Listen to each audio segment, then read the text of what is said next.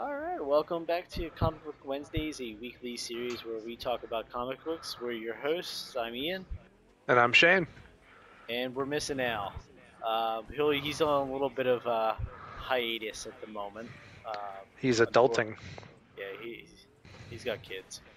Um, but he did leave us thoughts on the books. But because of his absence, we have switched our schedule. We are not doing the Thrawn trilogy in graphic novel form. We are doing Batman by Scott Snyder, penciled by Greg Capullo, and I think the ink was Jonathan Glapian. Um, Yep. all star team. I fucking love their run with Batman, and it is a little controversial because it is the beginning of the New 52, where like DC reset their books right after Flashpoint, hmm and a lot of fans, long term fans, felt their continuity get smashed, and that was just something that people didn't like. But it was a jumping on point for me, so this is a comic book that I hold near and dear to my heart.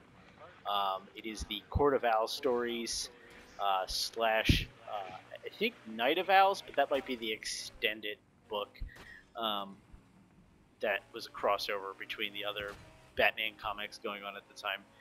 But Shane, let me hear your thoughts. So, a God. little bit of backstory, like I was telling you before. I have looked every time I go to Barnes and Noble or to any bookstore, and I see that I'm like, oh, that mask looks cool. This storyline looks awesome, and I always talk myself out of it. Whether or not I'm getting something different or I just don't have the availability to get it, like I just talk myself out of it. And like now that we've read the first three issues, if I see that again, I'm snagging it because this is already hooking me really hard. It's just a great book It overall. flows so well, it surprises me. Um, to be honest, I didn't. Whenever I read DC, I don't know what I don't know what I'm in for because my knowledge of DC is very very limited. I know more Marvel stuff, but I mean you're still teaching me a lot, so I do appreciate that. Hmm. But DC it's even less. And so whenever I pick up something, I like most other comics, I'm like, okay, how much do I have to know before I read this? What It's do I have to daunting. pay attention to beforehand? Yeah, it really is. And this immediately I don't feel any of that. Like the writing is just so smooth Hmm. and the storyline just flows that like the only thing I needed to know, and this is just my perspective so far, is that of the Bat family, which my first biggest thing in here that I love in this first issue alone is the introduction of like you seeing the other members of the Bat family. Like right away. I Yep. love that. Yeah.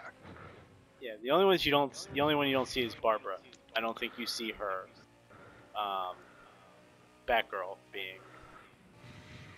Um, Yeah, you see Nightwing, Tim Drake, and Damian. yeah. Tim Drake is Red Robin, which he at times he's been considered smarter than Batman, like a better detective. So Okay. he's a fascinating character. Damian being his son, and Dick being Nightwing, the first Robin. Um, Now, just as a little side note there with the Bat family, before we continue with the issues, just a quick question that I have. I see, like, in Gotham Knights, you have Red Hood. And I've seen a lot of other, like, fan comics, you have Red Hood being, inducted into the Bat family, and Jason, he's there. Jason, yeah, yeah. Now, do you know if that's, like, a real thing, or is that just, like, a lot of fan things that people make because they like to include him? it's depending on when you're reading, like, because like eventually Jason does come to peace with Bruce, Hmm. um, and Scott Snyder does have his version of that. Um, Okay. yeah, um, Thank you. I didn't know that. yeah, no, that's cool. That's very complicated, because he has to do with the Joker and all that kind of stuff. Yeah. And then in this first issue, like speaking of the Joker, that okay, we have him fighting in Arkham, and then like because the writing was there that it makes you think it's the Joker that he's partnered with. Mm-hmm. And even the other villains are like, Joker, you two timing, like, what are you doing? And then he just laughs and continues on like it's not even a big deal. Right, and he's like flipping over Batman and like punching people in the face. The first screenshot that I have, it's right after Batman kicked Clayface, and he's being squeezed by one of the villains. And like, the expression on his face is not, oh, okay, this guy's squeezing me pretty tight. It's almost like a smile, like he's just enjoying himself. Oh, Batman? Yeah, he's totally having a great Yeah. time. And I was like, okay, that's really interesting. Like he's into it right now, and I thought that was really cool because it's a side to Batman I don't often see. Yeah. Um, I think this is just such a fresh take on the character. Like, you still have like the very uh, familiar character and like cues and things, but to me, this story just feels like so fresh, almost an original. Yeah. And that's part of the reason I love it so much. And also, speaking of the Joker um, stuff, I think Alex mentioned in his text to us that he did enjoy that part as well. Um, and I'm gonna actually just pull off to the side of the road here for a sec as I'm playing a driving game, and I'm gonna look at Al's text real fast. Um, he enjoyed seeing the bunch of villains, the Joker come out, start fighting with him, and it's being Dick. He really likes the Talon character. He thinks he's really cool, which I have to agree with. The Talon is fucking sweet as hell. Great design.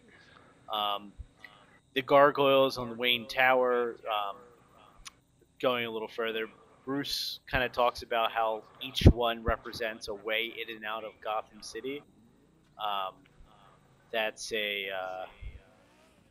it's a cool little tidbit, like that little detail. And I think it's also something that Scott does really well in his books. Is he builds up kind of the lore behind Gotham really well. And Mm-hmm. it's his lore, but it's so good. Oh my god, it's so great. And that's part It of what Alice. is. It's and he's got the little nursery rhyme too with the Court of the Owls. Like, ooh, it's so good. I would love to see this story adapted for film. Like, yes, they wouldn't be able to do it 100% this way, that way, but like, if they did adapt this well, it'd be so cool. I'm glad you brought up the nursery rhyme because in that issue, that was one of the things that I saved because I was like, that is more lore that I have ever like seen for like Gotham and like the Wayne's Tower and all of that kind of thing. Like that was really good writing. I am a sucker for lore. Why don't you read the nursery rhyme? You have it in front of you? Sure. Yeah, let me go ahead and pull that out real quick. Cool. Is that issue? Yes. Beware the court of owls that watches all the time, ruling Gotham from a shadowed perch, behind granite and lime. They watch you at your hearth, they watch you in your bed. Speak not a whispered word of them, or soon you will be dead. Dude, I'm a big nerd, but I got fucking goosebumps there. Maybe it's the fact that I'm a writer. I don't know. Yeah, good delivery. Good delivery. Appreciate it. Oh my god. I'm gonna pull off the row one more time just so I can read the rest of Al's text. You're good. I'll talk about the Talon just for a quick sec.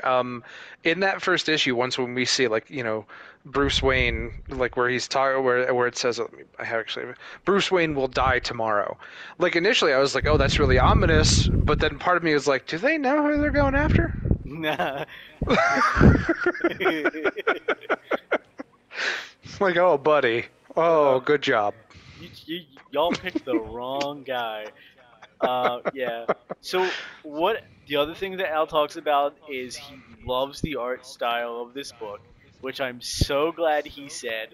And I almost gush texted about the art style to you guys as I was reading it the other day. Mhm. But I fucking love this. So it feels like there's like a hint of realism, but it also is a hint of Batman the animated series from the early '90s. Like Yes. Capullo just does such a good job with his pencils, and then the inking like just is absolutely on point. So good. So as a funny note, as I'm reading this, my brain in like internal audio is switching between Kevin Conroy and Christian Bale I at parts, and it's I mainly leaning towards Kevin Conroy just because of the art. Oh yeah, no, I always read the Batman books in Conroy's voice. It's just he is forever be my Batman. Like he's my Yes. favorite. But no, the art is my favorite. I met both Capullo and Gaplin. I'm saying his name wrong because I'm not looking at it. But I met them both at Wizard World Comic Con in Philadelphia, and they signed a copy of Ooh. a Batman book for me. Um, Oh, that's awesome. Yeah, I like met them and I was like, guys, like it's because of the two of you that I love comic books. Like you guys got me into Batman. Like you hooked me because it was the first book that I read that I bought Mm. weekly. Um, and then Al does say one last thing in his text to us. He says that Mhm. he really likes seeing Batman as a detective.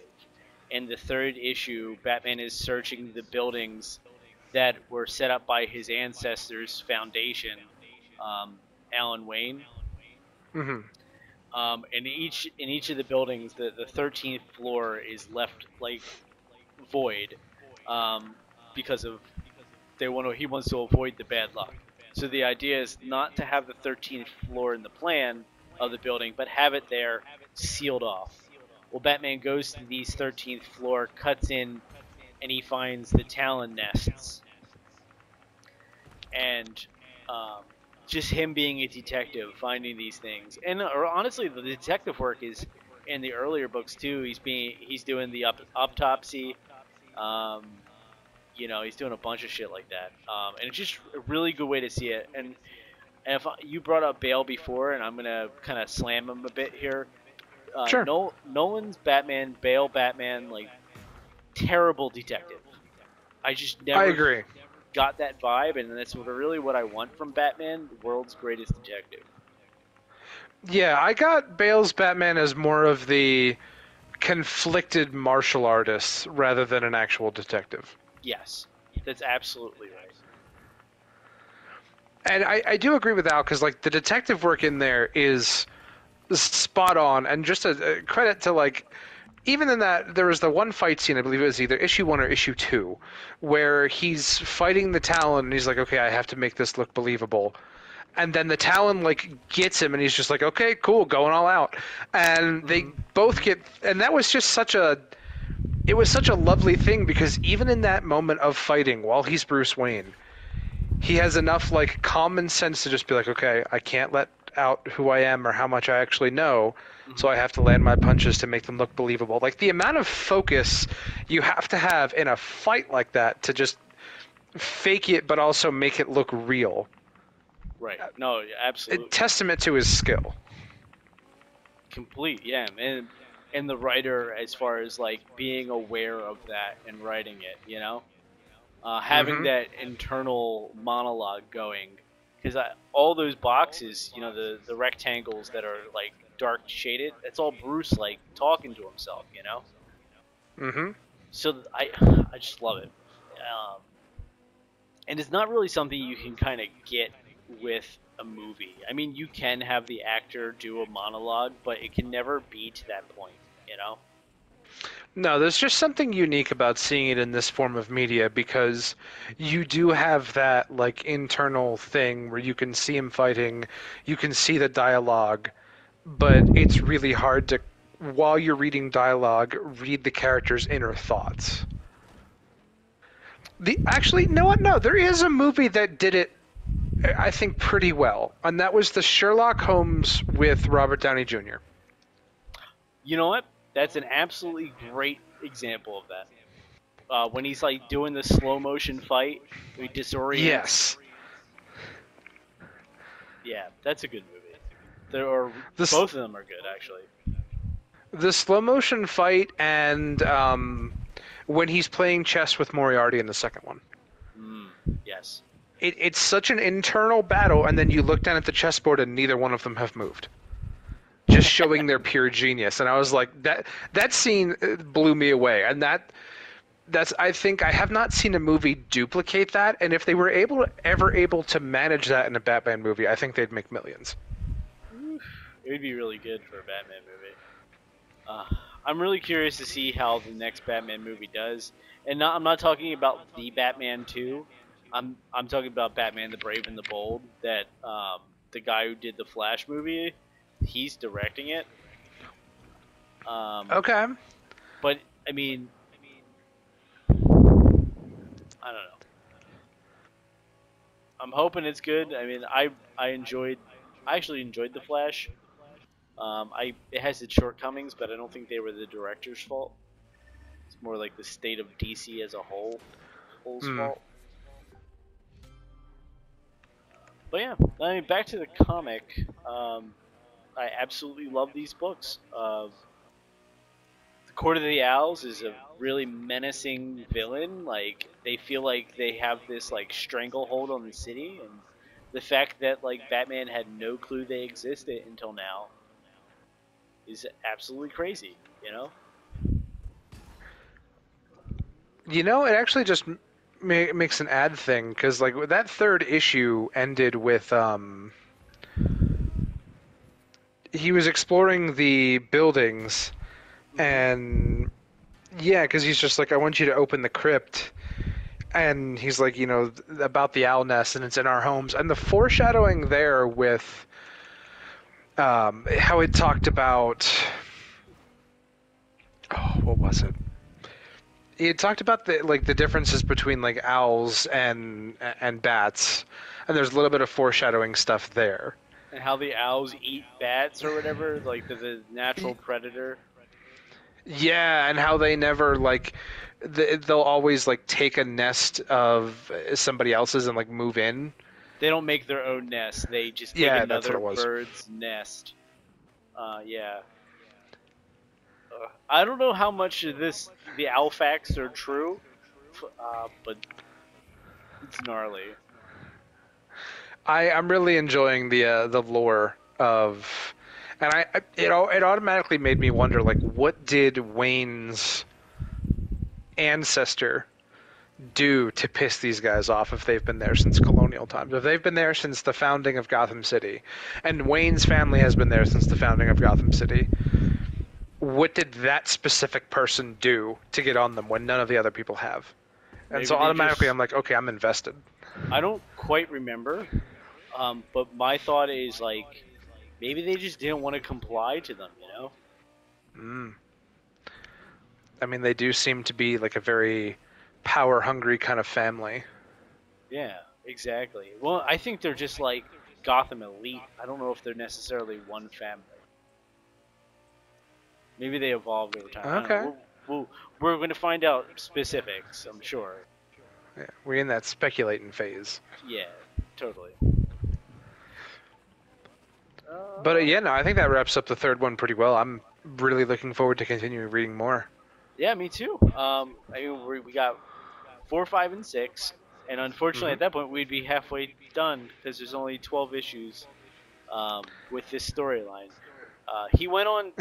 I mean, Scott Snyder has 50 issues or 51 issues on Batman, and Hmm. then he does a crossover book called Dark Knight's Metal, which then led into a Justice League book that he did, and that led into then a second crossover called The Darkest Night or something like that, or Darkest Metal, or it was like essentially like the end all be all for his story. Um, Hmm.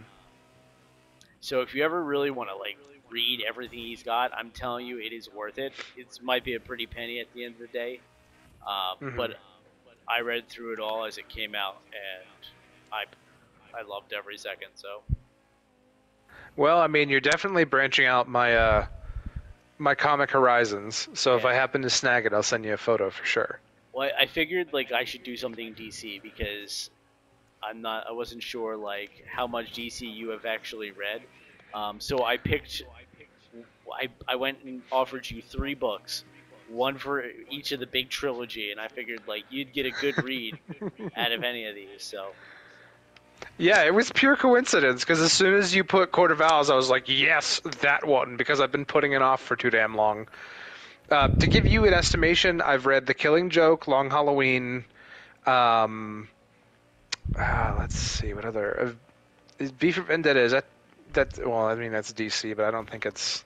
it's DC, but it's like a Vertigo label. So it's like Yeah, they're adult I doubt. comics.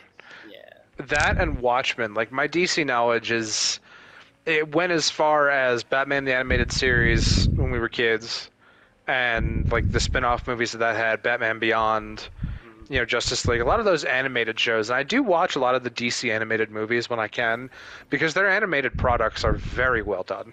Oh, they are. They're absolutely well done. But yeah, thank you for expanding my horizons. Yeah, no problem, man. Happy to do something Batman related. Always happy to do something Batman related. Okay, well, that was Comic Book Wednesdays. We'll be back next week, hopefully. I'm back. I'm going to the shore, but I should be back Wednesday, so I should be able to get on and get things done. So Okay. yeah. So come back Wednesday next week.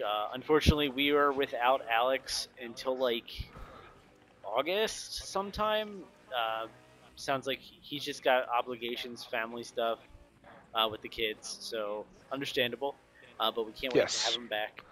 Um, but yeah, Alex, if you're listening, you better like. I'm telling you, man, you better like Show us some love. and comment. If I don't see a comment from Alex, I'm gonna be upset. Yeah, it's required. Yeah. It's a canon event. I'll probably get a text message when he hears this and be like, "F you, mother." But yeah, all right. Well, thanks everybody. Y'all have a good night. This is Comic Book Wednesdays. I'm Ian. And I'm Shane. Have a good night. Have a great night.